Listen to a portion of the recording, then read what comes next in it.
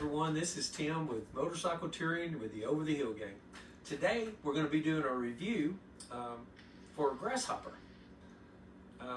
Grasshopper Backrest had been around for a while, and my brother-in-law has one and he loves it. He's part of the Motorcycle Touring with the Over the Hill Gang also. The Grasshopper seat backrest is great. It's wonderful.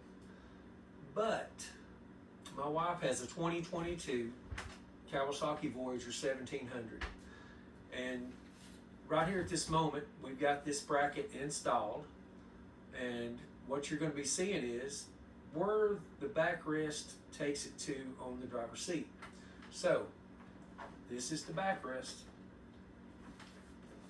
Out of the way room.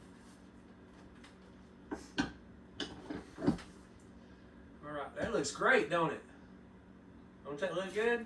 Now let me show you something. She sits about right here.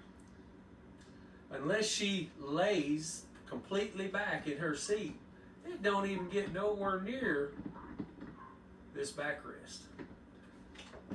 We're not saying they're bad.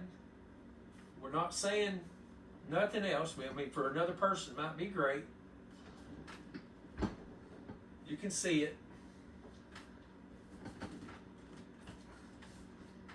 It was ease of installation.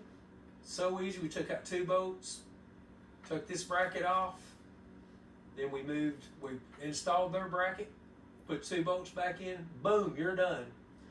But in a situation like what my wife has, it is useless. She's only 5'2". She's a shorter person.